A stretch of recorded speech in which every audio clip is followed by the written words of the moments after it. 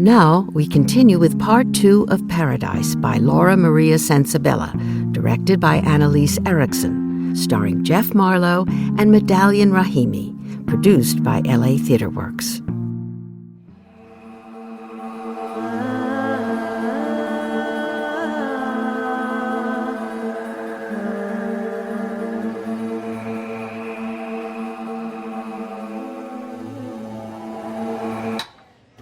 Yasmeen, what are you...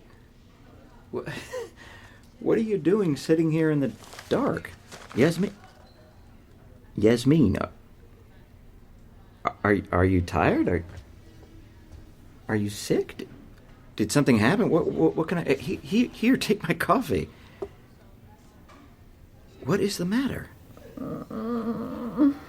Talk to me. What is it? Did something happen with your family? I was in my room with my sisters last night writing my Columbia application, and then my uncle... What? What about your uncle? I can't. Of course you can. Tell me what happened. I can't anymore. Why? Because of... Because of what? Because of what I saw about you when I was looking up your bio for my Columbia application. What did you see? Yasmeen. I was trying to put together the best bio of you I could, and I saw this link about you on, page 15 of your search results. This article about you in the Columbia newspaper. It said you ruined some scientist's experiment, switched the labels on the cages of his lab animals. I mean, it said you ruined 10 years of his work. That guy, Dr. Wilder. How could you do that after everything? I mean, everything you said to me about honesty and standards and our work together. I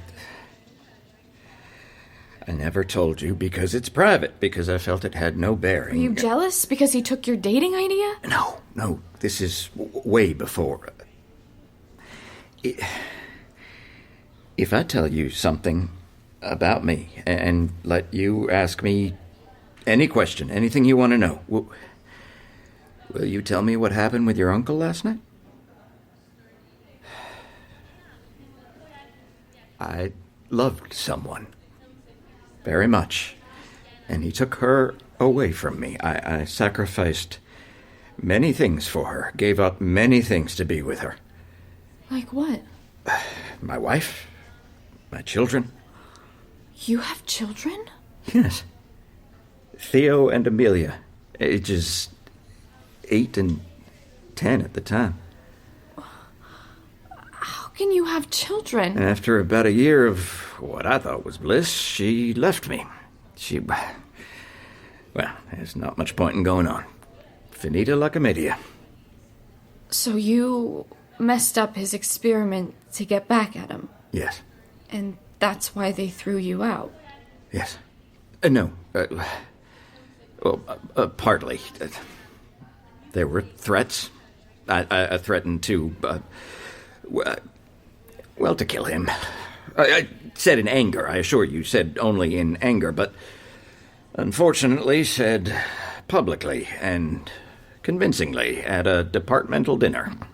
Anyway, as part of my settlement agreement with Columbia, they agreed to keep things out of the mainstream press if I agreed to go quietly, not fight them on my dismissal. But I have found since then, word gets out, and I have the rejection letters to prove it. Not to mention that I am barred from conducting federally funded research for the next 7 years. Was she a scientist? Yes.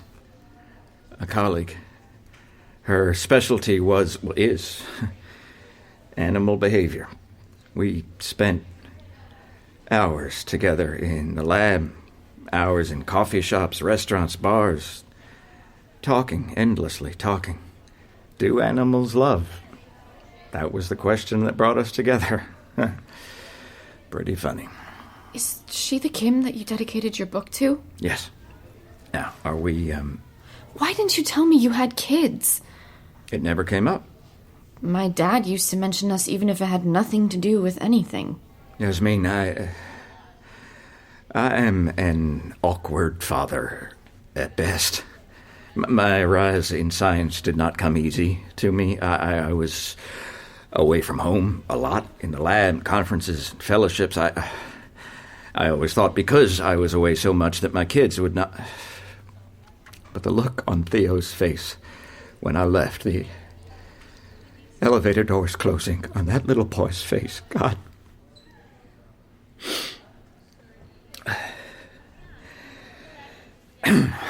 I want to show you something. Here.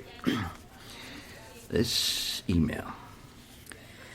Dear Dr. Royston, we have received your query for your article, Neural Correlates the Teenage Brain in First Intense Romantic Love, and are pleased to tell you that when your work is done, we will be happy to fast-track your paper through our peer review process. It's thrilling, right? The experiment you are assisting on could be published in the Journal of Behavioral and Brain Sciences. Do you ever imagine such a thing?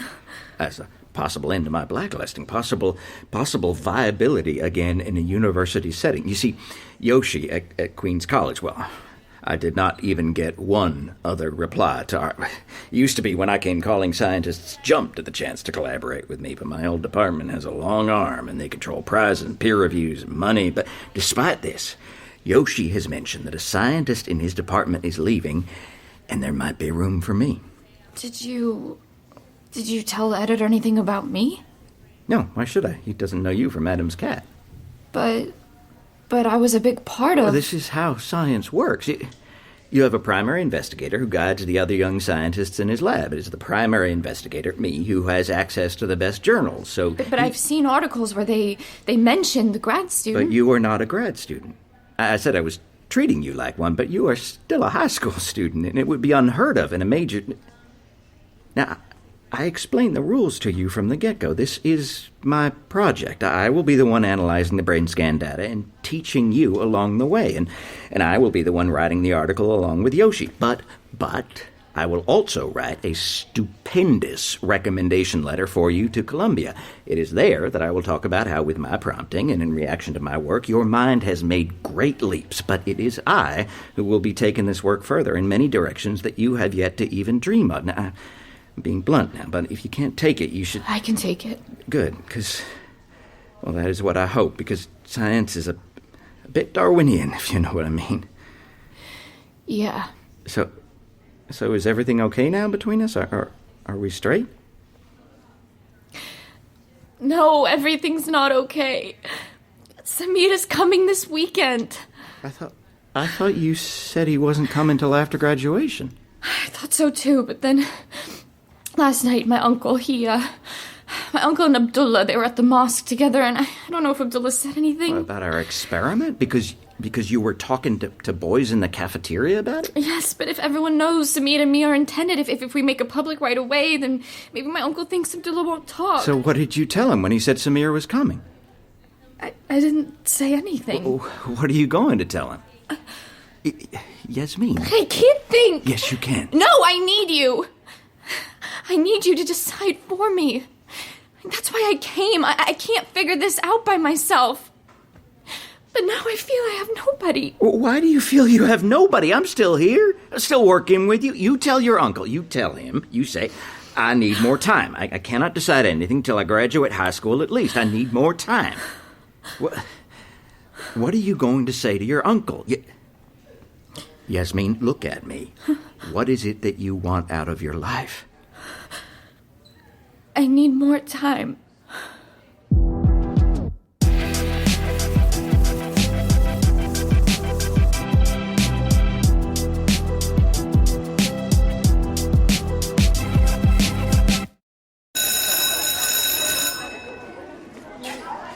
Yasmeen, where have you been?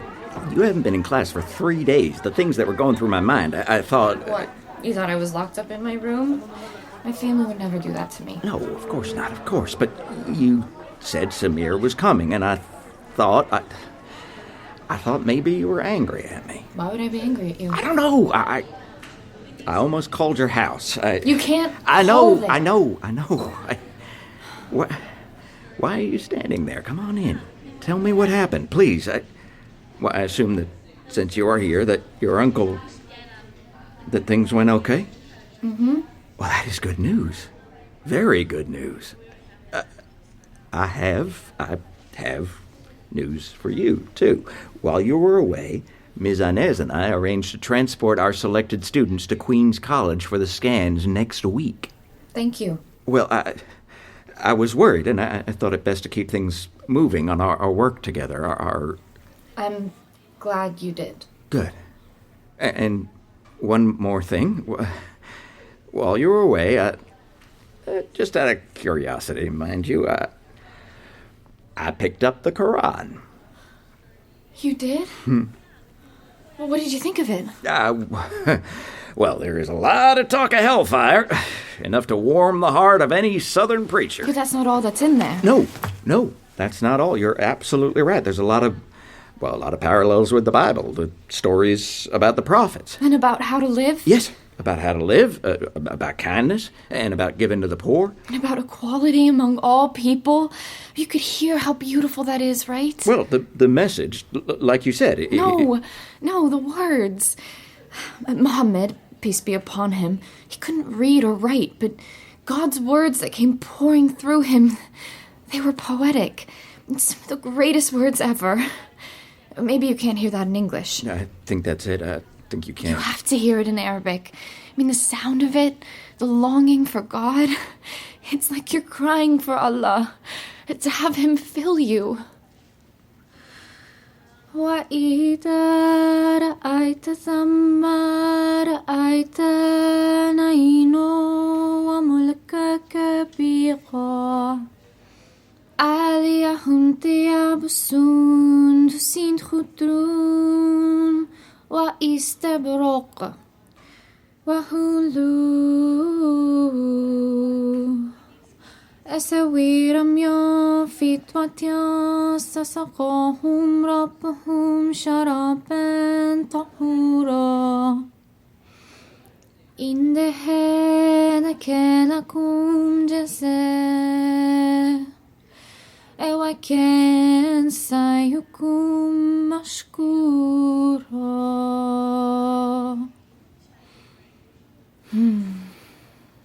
It's a description of paradise.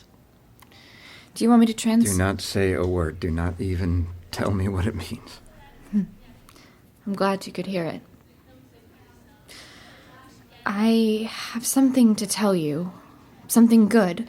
Something that came to me when I least expected it. Like you said it would. When I thought I couldn't. I thought of an idea. About your experiment. A theory about the adolescent brain. And I need you to tell me if it's good. Go ahead. Okay. So remember how we talked about how teenagers take a lot of risks? Yeah, of course. About how teenagers are impulsive and reckless and not just when it comes to love? Yes, of course.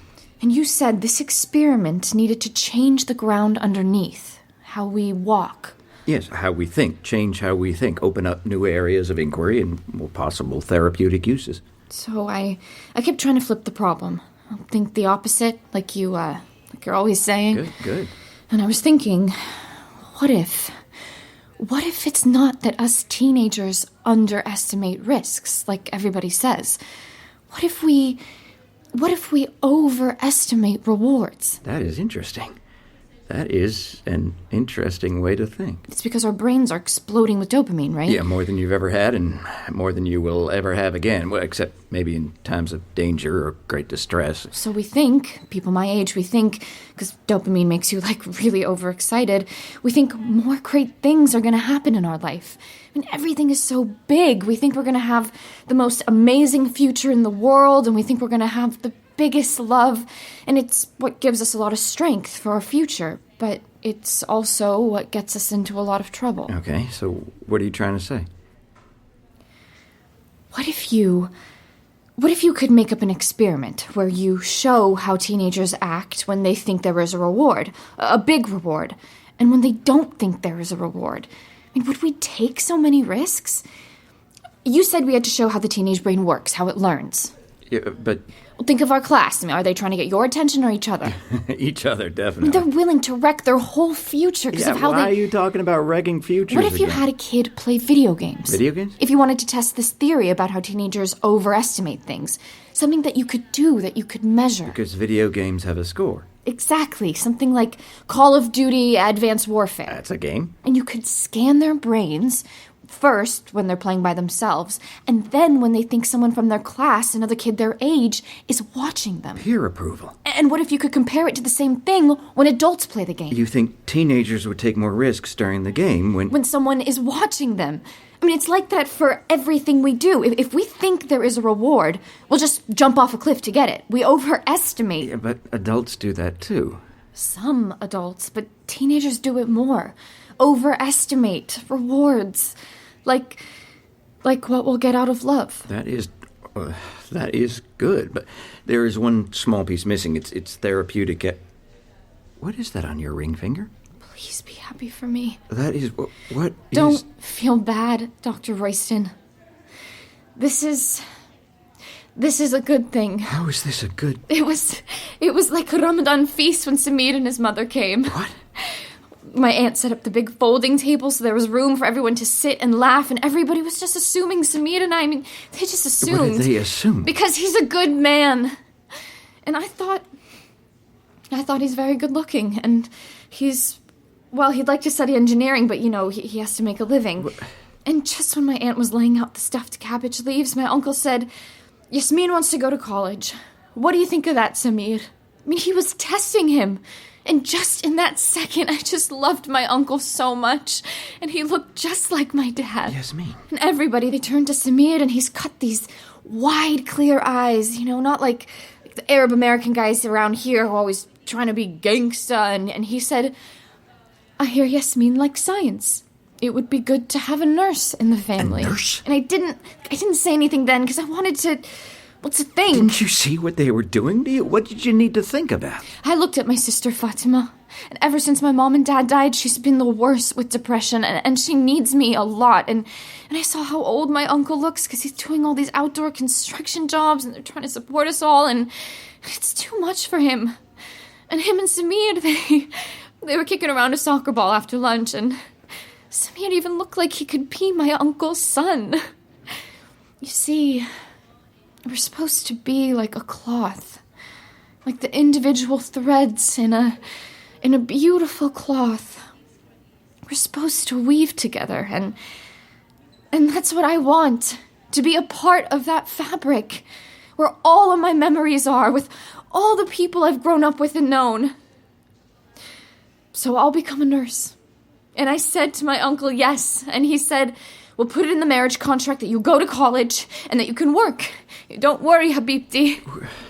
The next day, Samir went out and picked me out this beautiful ring, and we went to Burger King with his mother, but she stayed at another table, so we had more time to talk. And then Samir went to the mosque with my uncle, and they signed the marriage contract. What does that mean? You're engaged?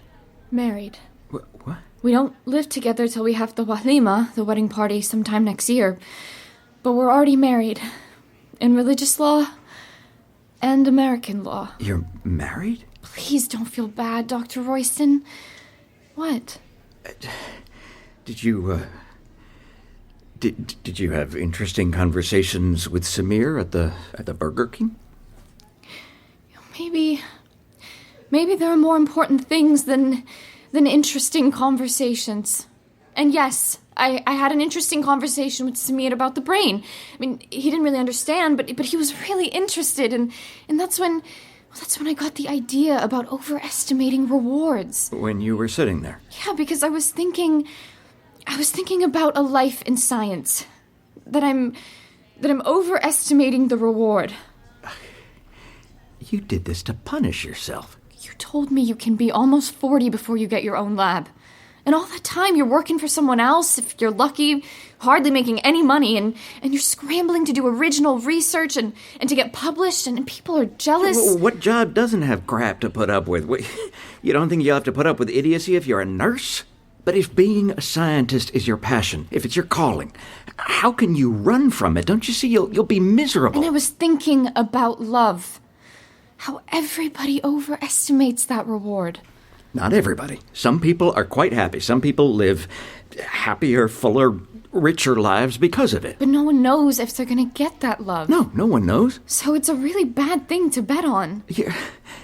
You're afraid.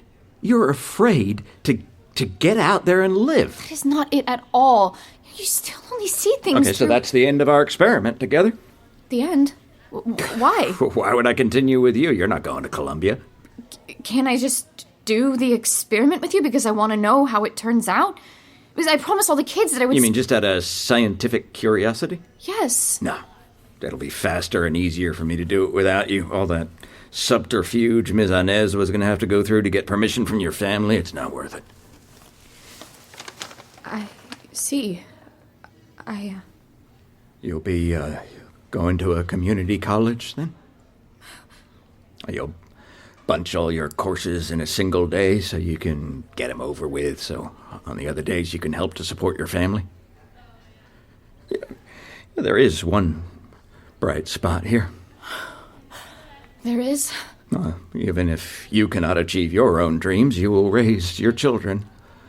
Oh, I can see her right now, bright-eyed, quick-minded, just like her mother. You will claw and fight for her to get the education. Why are you doing this to me? Because I am very, very disappointed in you. You know, if I could study science my entire life, if I could continue to be a student forever, I mean, just continue to absorb knowledge and contribute to the field that you can never get to the end of, because in science there is no end. If I could be a scientist, that would be... What is the matter? I can't breathe. I'm my stomach, I'm so hot. Oh, my heart. What is happening? Tell me, what... It's like when I took the test, I'm having a heart attack. No, not a heart attack. I think you are having a panic attack. Make it stop. Here, drink this.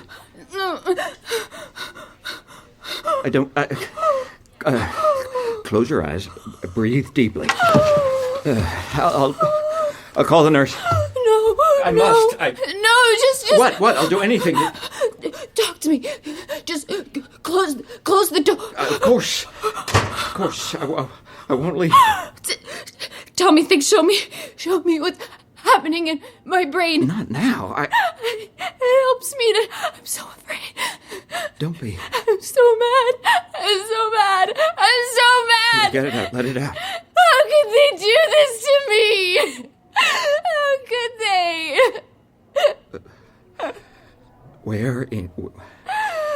Where in your brain is that swirl of hellish emotion, the most primitive part? The amygdala. Yes, and where is it? Where is it in your own brain? Show me, where? I don't...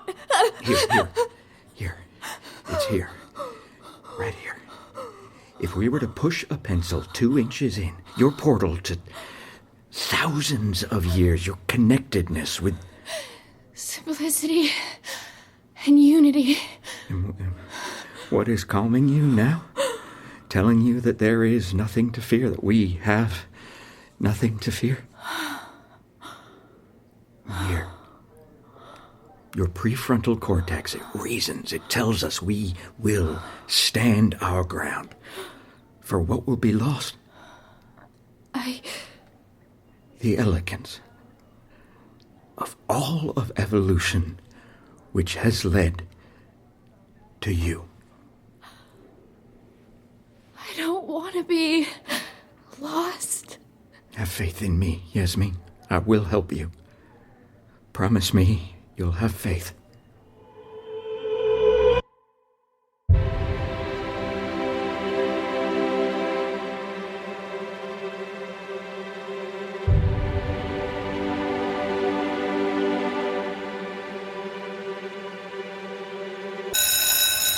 Who set this up? You did. Yasmeen. You want me to lie? Who actually made the phone call to Dr. Wilder? Dr. Yoshimura. Yes, Dr. Yoshimura. But it was because of you. Never mind that. You cannot mention my name. Now, why have we set up this appointment with Dr. Wilder? Because Queen's College has an fMRI machine, but not the computers powerful enough to analyze our data. Right. And until we have a way to run the data and compare the brain scans that we went through such trouble to get, we cannot proceed. But it's not right that I can't mention... Wilder can greenlight this project for us, but only if he believes you're working with Queen's College and not with me. You just tell him your hard-working science teacher hooked you up with the college. No name. But... You think I like this? You're my protege, but we have to plan this carefully to get what we want in the end. Sometimes a little subterfuge. But couldn't Dr. Yoshimura just ask Dr. Wilder himself? Dr. Wilder wants to meet you. Why? I'm not applying to Columbia. Because you are a high schooler who will share credit on this experiment. What? Yoshi and I have discussed it. With your hypothesis of overestimation of rewards in teenagers, you have made a significant contribution to our ideas. You mean my name will be on the article? Uh-huh. What's wrong? Nothing. You look bright, alive, on the brink. I feel like I'm on the brink of something. I don't know what. واذكر في الكتاب إبراهيم إنه كان صديقا نبيا إذ قال لأبيه يا أبت لم تعبد. I knew you'd come this morning. You're listening to the Quran. I was just curious about how the rest of it sounded. It's very soothing. I know. So, are you going to tell me or what? How did it go? You don't look right. Does that mean that something happened that you didn't expect? Dr. Wilder thought I was applying to Columbia. He said that that's what Dr. Yoshimura told him. It was intoxicating, right? The campus, the whole feel of the place, that low library, those white columns. I gotta show you something. What? From my culture. This is... A jambia. What you put down if you have a disagreement. Instead of things getting bloody. So you talk it out. It was passed down from my grandfather. What disagreement do you need to work out?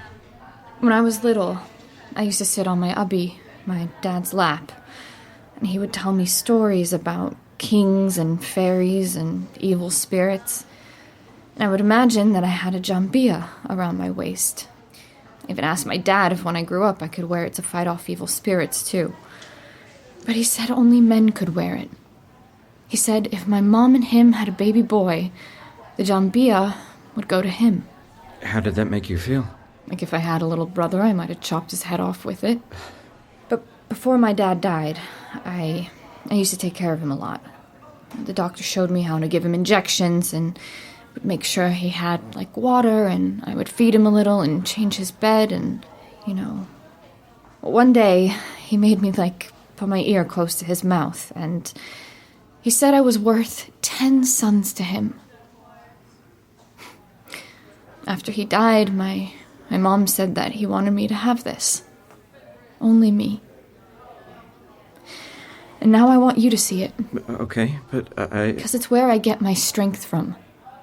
My people. Yasmeen, I think I know what's pushing and pulling you again. Why you look so... You told Dr. Yoshimura to tell Dr. Wilder I was going to apply. Well, it's what you want, isn't it? I can see it in your eyes. You're back in the game again. But every time you reach out for what you might be able to have, you redouble your efforts to assure me that you will never, ever violate your culture. But I knew.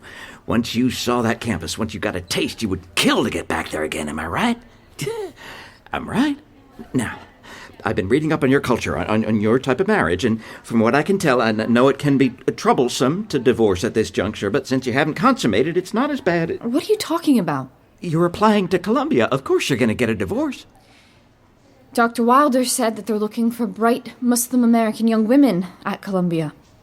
Well, that was my hope all along. The computer was just a pretext. It was my hope that Dr. Wilder would be dazzled by you. So he was, wasn't he? Good.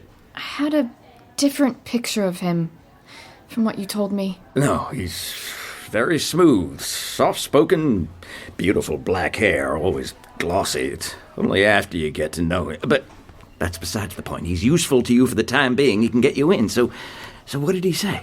He explained the big project they're working on. It's this incredible thing where they're trying to map all the neural connections of the human brain, the connectome. And at first, I didn't even know what he was talking about, but he explained that all our memories, thoughts, and feelings are encoded. in our neural connections in our brains. And my connections are completely different from your connections. Not all. And he said to me, what if I could see my connectome?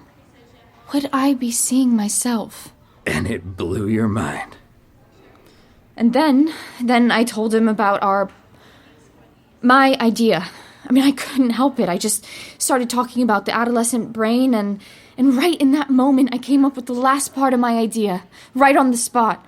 Because you said I had only half an idea about teenagers overestimating rewards, and I had to have a therapeutic... And I said to him that maybe adolescents, instead of telling them things, they need apprenticeships. Teenagers need experience little by little with lots of feedback so that the caudate nucleus, where all the drives and impulses come from, and the prefrontal cortex, they have time to sync up. Even first love is like an apprenticeship. What are you trying to tell me? He told me about another experiment. About couples who've been together for 20 years. He's studying if they have a lower risk of depression. And I said, that's like an experiment Dr. Royston did. I just blurted it out, your name, out of the blue. I mean, I couldn't help Yasmeen. it. But he said no, his experiment was different, because he wasn't looking for people who were madly in love. He was just looking for people who said they were content, to see if there are any benefits to just being content. Then he asked me how I knew you, and I told him, and I said I didn't want to use their facilities unless you could be there too. Why did you... I told you not to mention my... Because I couldn't help it. Because of all the work we've done. And he said it's not possible because he has an order of protection out against you because of your threats. And that scared me a little, but I said he didn't have to be afraid of you because you would never hurt him. And I would never be around someone who could hurt me or anybody. And you know I never would hurt you. You know that, right? And then he offered me a job. What? As an assistant in his lab. It would be part-time after school, and it would pay really well. It would help me get into Columbia because I would know people. You know, that and the experiment and my grades and my recommendations. I mean, even if I didn't get that scholarship, he said they could find money for me if my grades were what I said they were. That's good. I was afraid if you mentioned my name, he would retaliate against you. Of course, eventually he would have learned about it, but this is good. Even up front, with my name attached. But he said I should stop trying to be so loyal. That it's holding me back, and that made me so angry because I'm not the kind of person who forgets people. I'm not that kind of... So that's when I said, maybe it's good to be loyal. Well, maybe then you don't go around taking people's wives. No, Yasmeen, you didn't. No. I knew it was a bad thing to say, but it just came out. Kim was not my wife. That's what he said. That she was just your girlfriend, and now she's his wife. And all is fair in love and war, and I said, that's not true. You know, not in my book. All is not fair in love and war. There are rules. You know, ways people are supposed to behave. I'm sorry I sent you to Wilder. I'm sorry he upset you. I'm sorry if you got in trouble, if your noble attempt to defend me has now wrecked. He gave me a choice. He asked me how bad I wanted to go there and how bad I wanted a real career. What choice? He said if I work with you, he said my experiment would be tainted, too. Not just at Columbia, but most places. The best places. But that's not true. My science has always been above reproach. My he said science... I couldn't have your name anywhere near my application, let alone on the experiment. I didn't want to believe him about that. I said he was wrong, but he said those were his terms. He gave me a choice. Me or a brilliant career in science, was that the choice? And what did you say? I didn't know what to say. After all our time together, you didn't know what to say? He asked me what you would do if you were me. I see. He made me imagine, what if it was you in my place? And I said if it was you would go work with him. Was I right about that? And that's when he brought in a colleague, Dr. Amina Khalaf. Who? I don't know her. She's Palestinian and a hijabi, and I started telling her everything, not just about our work, but about my family and Samir. And you? I didn't tell her we spent so much time alone together, but I did say I couldn't ever be disloyal to you. But then I said I couldn't be disloyal to my family. And then I said that now that I'd seen Columbia, I wanted it so bad. And that's when she told me that she knew what it was like to be pulled in so many directions. Because she's married and has children, and she was arranged too. She told me that what I feel called by Allah to do with my life is equally as sacred as what my family... And if I become a scientist, I can teach other young people who are struggling like me. And she told you to pray? No. Yes. Yes. She gave me a special prayer to Allah to ask for the right choice, and I've been praying it all weekend. But before I left, she said something else. That you wouldn't have sent me there, to Columbia, if you weren't a changed man. Big. Well, big? Generous. Big-hearted. Like my people. She said I should give you the choice. What choice? If you care for me, the way you say you do, that you will do the honorable thing. You will take your name off the experiment. Take your name off me. But is that what you want, really? After all that we've... But I'm sorry, I'm trying to understand. What is this? Why can't we go on like this? Why can't we? I am your mentor. No, this is not right. This is... But if I will see you in class, well, surely I'll see you in class. And my work, what about my work? Our joint project. I would have to talk to Yoshi to take me off. What would happen to my work? What can I do? Dr. Royston, what can I do? But how would this work? What about Samir? I told her I just can't love him. That I want a man that I can talk to, that I can go to, who knows things, that we're on a journey together like we are. You know, Yasmeen, those men aren't always there's such a thing as kindness, compassion, maybe those things. You told me Samir has those things, right? Yes. Tell him about your real dreams. See what he says?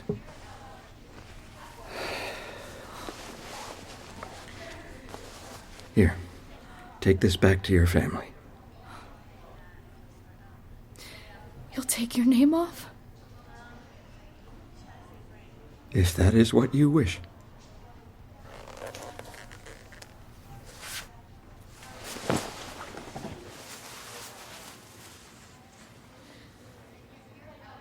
Goodbye, Dr. Royston.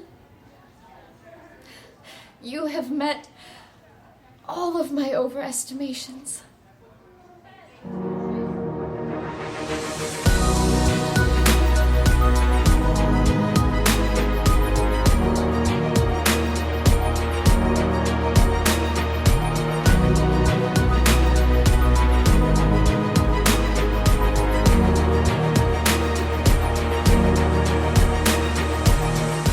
This is LA TheatreWorks' production of Paradise by Laura Maria Sensabella, directed by Annalise Erikson. Starring Jeff Marlow as Dr. Guy Royston and Medalion Rahimi as Yasmeen al-Hamadi. Senior producer Annalise Erikson, sound designer and mixing engineer Charles Carroll for the Invisible Studios, West Hollywood. Senior radio producer Ron Lipkin, Foley artist Jeff Gardner. Recording engineers Charles Carroll and Neil Woganson. Editor Neil Woganson. Paradise is part of LA TheatreWorks' Relativity Series of science-themed plays. Lead funding for the Relativity Series is provided by the Alfred P. Sloan Foundation, bridging science and the arts in the modern world. I'm Susan Loewenberg, producing director of LA TheatreWorks.